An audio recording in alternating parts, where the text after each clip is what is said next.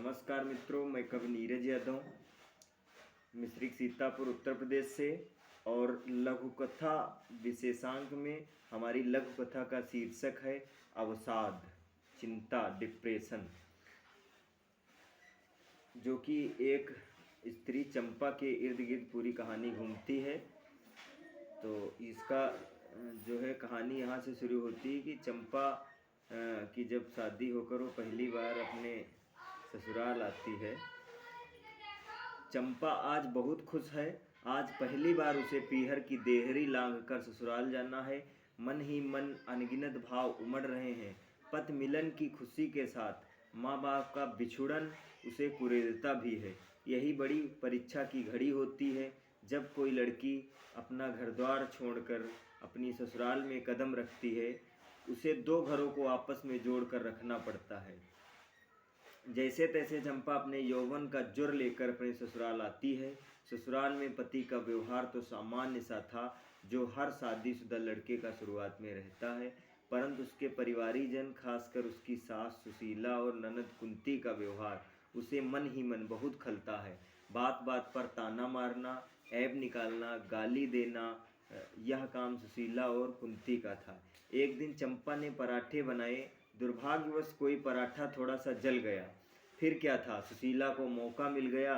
सुशीला पूरे गांव मोहल्ले में उस पराठे को लेकर के घूमी और सबसे बताती है, यही है हमारी बहू के कारनामे, पूरे पराठे जला के रख दिए। चंपा को अपनी सास ननद का यह व्यवहार रोने पर मजबूर कर देता। उसे अपने पीहर की बहुत याद आती है। वो बचपन, वो माँ बाप का प्यार, वो चाचा का दुलार, यह सब छोड़कर चंपा जहाँ पीहर से ज़्यादा सुख तलाशने आई थी, वहाँ उसे चिंता और भय का वातावरण मिला।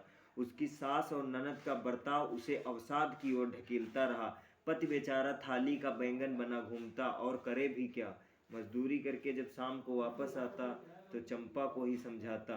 चंपा अपने पति की बात मानते हुए अपने माँ बाप की नाक बचाने के लिए अपनी सास ननद के बर्ताव से अवसादग्रस्त हो गई। उसकी ज्ञानेंद्रियों ने उसका साथ छोड़ दिया। अब क्या था, कोई कहता भूत प्रेत का असर है, सब कहीं दिखा दिया परंतु कोई फायदा ना हुआ। अब चंपा दो पुत्रों की माँ भी है। बड़ा लड़का 5 साल का है, लेकिन छोटा बेटा भी 6-7 महीने का है।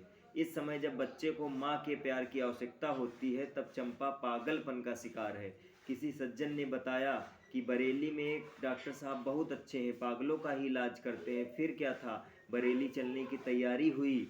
चंपा, उसके पति, उसका छोटा बेटा और वो सज्जन गाड़ी पकड़ने के लिए जैसे ही स्टेशन पहुँचे, जैसे ही टिकट खरीद कर प्लेटफार्म नंबर 2 पर आए, रेलगाड़ी ने धीरे धीरे रेंगना शुरू कर दिया था। उन सज्जन ने कहा, जल्दी चढ़ो, गाड़ी चलने वाली है। उनके पति ने चंपा को चढ़ाया कि तब तक गाड़ी की गति थोड़ा तीव्र हो चुकी थी। हाय दुर्भाग्य, चंपा के हाथ से वह बच्चा छूटकर रेलगाड़ी की पटरी पर जा गिरा। उस दुधमुहे बच्चे ने अपने दोनों पैर गंवा दिए। चंपा पागलपन की अधेड़ बुन में बेसुध सी पड़ी है। लोगों ने चंपा और उसके बच्चों को अस्पताल पहुंचाया। चंपा को धीरे धीरे आराम हुआ, परंतु उस बच्चे को क्या जिसने घुटनों से अपने दोनों पैर खो दिए हों। धीरे धीरे वह लड़का बड़ा हो गया। अपने बड़े भाई के कंधों पर बैठकर स्कूल जाने लगा। अपने बेटों को इस अवस्था में देखकर माँ का कलेजा दबने लगा, परंतु करे भी क्या। आज भी उसके सास ससुर निर्दयी हैं, उनका कलेजा नहीं पसीजता। उसके पति को खेती में अभी कोई हिस्सा नहीं दिया है। वह बेचारा गुड़ की बेल पर मजदूरी करके अपनी बीवी बच्चों का पेट पालता है।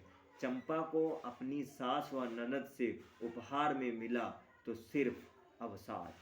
बहुत बहुत धन्यवाद आप सभी का। नमस्कार।